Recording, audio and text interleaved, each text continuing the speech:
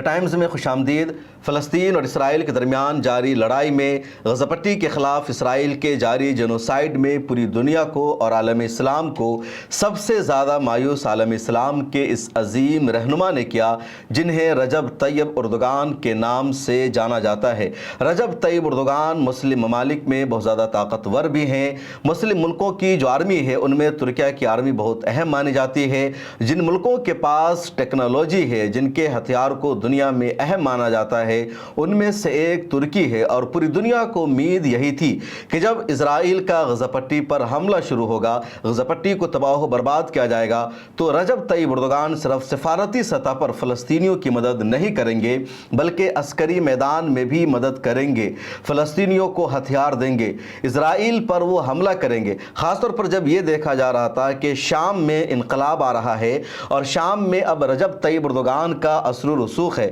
تو شام کی سرزمین کا استعمال کر کے رجب طیب اردوغان اسرائیل پر حملہ کریں گے، اسرائیل کو سبق سکھانے کا کام کریں گے۔ پہلے کئی ویڈیو میں نے آپ کو بتایا بھی تھا کہ اسرائیل کے خلاف اگر کامیاب حملہ کہیں سے ہو سکتا ہے، فلسطینیوں کو اگر مدد کہیں سے مل سکتی ہے، تو اس میں سب سے زیادہ اور کلیدی رول ان ممالک کا ہی ہوگا جن کی سرحدیں اسرائیل یا فلسطین سے ملتی ہے، اور 3 ممالک یا 4 ممالک ہی ایسے ہیں جن کی سرحدیں ڈائریکٹ اسرائیل سے ملتی ہے۔ ان میں ایک لبنان ہے جس کا چھوٹا سا ایریا اسرائیل سے ملتا ہے، اس کے بعد سیریا یعنی شام ہے جس کا لمبا چوڑا علاقہ اسرائیل سے فلسطین سے ملتا ہے، اس کے بعد اردن ہے جس کی سرحدیں اسرائیل سے ملتی ہے، ویسٹ بینک سے ملتی ہے، اور اس کے بعد مصر ہے جس کا چھوٹا سا ایریا بھی اسرائیل سے ملتا ہے، اس کی کچھ سرحد غزہ پٹی سے بھی ملتی ہے، لیکن سیریا یعنی شام کی سرحد سب سے زیادہ اسرائیل سے ہی ملتی ہے۔ اور اسرائیل میں جب انقلاب آیا تو امید یہی تھی کہ رجب طیب اردوغان شام کی سرزمین کا استعمال کر کے اسرائیل کو سبق سکھانے کا کام کریں گے، غزہ پٹی کی فلسطینیوں کی مدد کریں گے، لیکن ایسا کچھ بھی نہیں ہوا، بلکہ خبریں یہ آتی رہی کہ ادھر رجب طیب اردوغان اسرائیل کے خلاف بول رہے تھے، ان کے ملک میں اسرائیل کے خلاف احتجاج ہو رہا تھا، فلسطین کی حمایت میں بڑی بڑی ریلیاں نکل رہی تھی، اور ادھر اسرائیل اور ترکی کا سفارتی رشتہ بھی برقرار تھا، دونوں ملکوں کے درمیان تجارت بھی لگاتار چل رہی تھی، اور خفیہ طریقے سے خاموشی سے لگاتار اس کو انجام دیا جا رہا تھا۔ اسرائیل اور ترکی نے اپنی ایئر لائنز کو بھی لمبے وقت تک بند نہیں کیا، اور جب بہت زیادہ اس پر ہنگامہ ہونے لگا، اعتراض ہونے لگا، تب رجب طیب اردوغان نے اخیر میں ٹرکش ایئر لائنز کو اسرائیل جانے سے روکا یا اس پر پابندی لگانے کا فیصلہ کیا۔ جو کچھ رجب طیب اردوغان یا کہہ لیجئے ترکی اور اسرائیل کے درمیان تعلقات ہے، اس کی آئیے ذرا تاریخ جانتے ہیں، اس کے پورے پس منظر کو سمجھتے ہیں۔ ترکی واحد مسلم ملک ہے جس نے سب سے پہلے 1949 میں اسرائیل کو ایک ملک کے طور پر تسلیم کر لیا تھا۔ اب آئیے آپ کو بتاتے ہیں کہ ترکی اور اسرائیل کے درمیان کس طرح کا رشتہ ہے اور کب سے ان دونوں کے درمیان تعلقات ہیں، اور یہ جان کر آپ کو حیرانی ہوگی کہ جب اسرائیل کا وجود عمل میں آیا تھا تو سب سے پہلے جس مسلم دیش نے اسرائیل کو ایک ملک کے طور پر تسلیم کیا اس کا نام ہے ترکی۔ 1949 میں ہی ترکی نے اسرائیل کو ایک اسٹیٹ کے طور پر تسلیم کر لیا تھا، اور اس وقت تک دنیا کے کسی بھی مسلم دیش نے اسرائیل کو ایک ملک اور ایک اسٹیٹ کے طور پر تسلیم نہیں کیا تھا، لیکن اس کا الزام رجب طیب اردوغان پر نہیں لگایا جا سکتا، کیونکہ اس وقت ترکیہ میں جن لوگوں کی حکومت تھی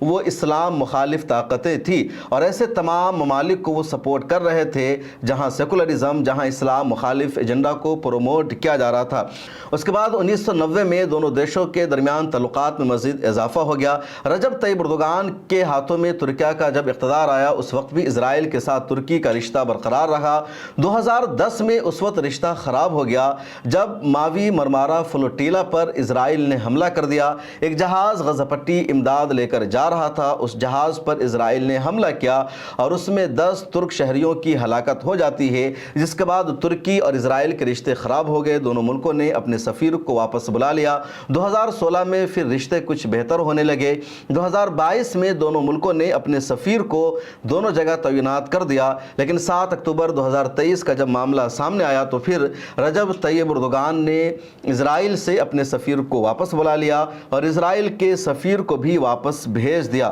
اس کے بعد تجارتی رشتہ پر پابندی نہیں لگی تھی۔ 2023 میں ترکی اور اسرائیل کے درمیان تقریباً $7 بلین سے زیادہ کی تجارت ہوئی تھی، لیکن 2024 میں پھر ترکیہ کی حکومت نے اسرائیل کے ساتھ مکمل طور پر ایکسپورٹ اور امپورٹ دونوں کو بند کرنے کا فیصلہ کیا اور 2024 میں ترکی اور اسرائیل کے درمیان کسی طرح کی تجارت نہیں ہو سکی۔ اس کے بعد ترکی نے غزہ پٹی میں لگاتار امدادی سامان بھیجنا شروع کیا اور مصر کے راستے ترکی نے غزہ پٹی کو امدادی سامان بھیجا۔ دنیا کے جن ملکوں نے سب سے زیادہ غزہ پٹی کو جو امداد بھیجی ہے اس میں ترکی کا بھی نام شامل ہے۔ ترکی کی ایک تنظیم ہے ترک ہلال احمر، وہ لگاتار غزہ پٹی میں امدادی سامان پر فوکس کرتی ہے۔ اس تنظیم کے کئی ورکروں کی اسرائیل کے حملے میں غزہ پٹی میں شہادت بھی ہوئی ہے اور اب تک ترکیہ نے 1000 ٹن سے زیادہ امدادی سامان غزہ پٹی کے لیے روانہ کر رکھا ہے اور ترکی کا جو موقف ہے وہ لگاتار اسرائیل کے خلاف ہے۔ لیکن جو سب سے زیادہ حیران کرنے والی بات ہے وہ یہ کہ اس وقت غزہ پٹی کو، اس وقت حماس کو، اس وقت فلسطینیوں کو عسکری مدد کی ضرورت ہے، جنگی مدد کی ضرورت ہے، ٹیکنالوجی کی مدد کی ضرورت ہے اور اس میں رجب طیب اردوغان ناکام ہے، ترکیہ کی حکومت ناکام ہے۔ اس وقت ترکی روس اور امریکہ کے درمیان ثالثی کا فریضہ انجام دے رہا ہے۔ روس اور یوکرین کے درمیان جو جنگ چل رہی ہے اس جنگ کو رکوانے کا فریضہ ترکی ادا کر رہا ہے۔ ترکیہ میں بات چیت چل رہی ہے، لیکن یہی ترکی جو دنیا کی 2 سپر پاور طاقتوں کے درمیان جاری لڑائی کو، تنازع کو ختم کرنے کی صلاحیت رکھتا ہے، ثالثی کا فریضہ نبھا رہا ہے، وہی ترکی غزہ پٹی کے لوگوں کی مدد نہیں کر رہا ہے۔ ترکی پاکستان کی آرمی کو ڈرون دے رہا ہے، پاکستان کی آرمی کی مدد کر رہا ہے، لیکن یہ ترکی فلسطینیوں کو جنگی ساز و سامان نہیں دے رہا ہے، ان کو ہتھیار نہیں دے رہا ہے۔ آخر کیوں؟ جب شام میں انقلاب آیا تو اندازہ تھا کہ ترکی سب سے زیادہ غزہ پٹی کی، فلسطین کی مدد کرے گا۔ شام کی سرزمین کا استعمال کر کے ترکی اپنے فائٹر پلین کے ذریعے، اپنے ڈرون کے ذریعے، اپنے جنگی ساز و سامان کے ذریعے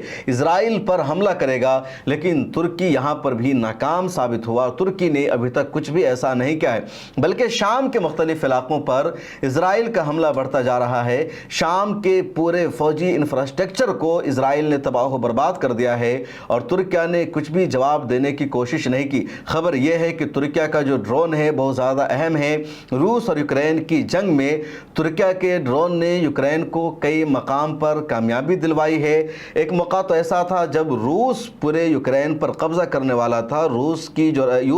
یوکرین کی جو راجدھانی ہے کیف، اس پر قبضہ یقینی ہو چکا تھا روس کا، لیکن یوکرین نے ترکیہ کے ڈرون کی مدد سے روس کو پیچھے ہٹنے پر مجبور کیا اور روس کو بہت بڑی شکست سے دوچار کیا۔ لیکن سوال یہ ہے کہ یہی ترکی جس کے پاس اتنا اہم ڈرون ہے، جس کے پاس اس طرح کی جنگی طاقت ہے، وہ فلسطینیوں کو کیوں مدد نہیں دے رہا ہے؟ وہ غزہ پٹی کی کیوں مدد نہیں کر رہا ہے؟ وہ امریکہ پر دباؤ بنانے میں ناکام کیوں ہے؟ کیوں اسرائیل سیز فائر کے لیے تیار کیوں نہیں ہو رہا ہے؟ وہ عالمی طاقتوں کو فلسطین کے ساتھ لانے میں ناکام کیوں ہے؟ یعنی فلسطینیوں کی مدد صرف یہ نہیں ہے کہ فلسطینیوں کو ہتھیار دیا جائے، بلکہ یہ بھی مدد ہے کہ روس، چین اور اس طرح کے دنیا کے جتنے بڑے بڑے ممالک ان کے ساتھ بات چیت کی جائے اور ان سب ممالک کو مکمل طور پر اسرائیل کا مخالف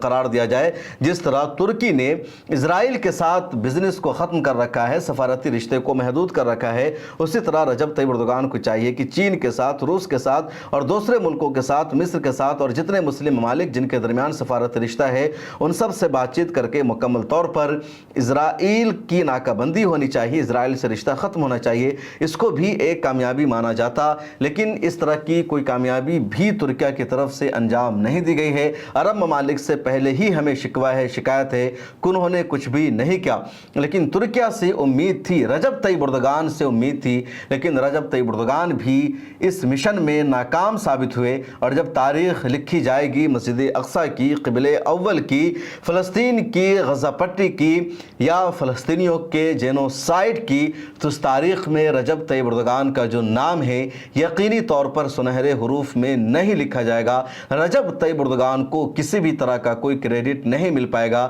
تاریخ کے سنہرے حروف میں سب سے زیادہ تعریف ہوگی یمن کے حوثیوں کی، انصار اللہ کی، حزب اللہ کی، ایران کی، قطر کی، جن لوگوں نے کہیں نہ کہیں کچھ نہ کچھ مدد دی ہے۔ مصر کا بھی ذکر خیر ہوگا کہ مصر اور قطر نے لگاتار ثالثی کا فریضہ نبھایا ہے، لیکن تاریخ کے اوراق میں رجب طیب اردگان کو مجھے نہیں لگتا کوئی جگہ مل پائے گی۔ کیا آپ کو لگتا ہے کہ رجب طیب اردگان کو جگہ مل سکتی ہے؟ کمنٹ سیکشن میں ضرور لکھیں، پھر ملاقات ہوگی۔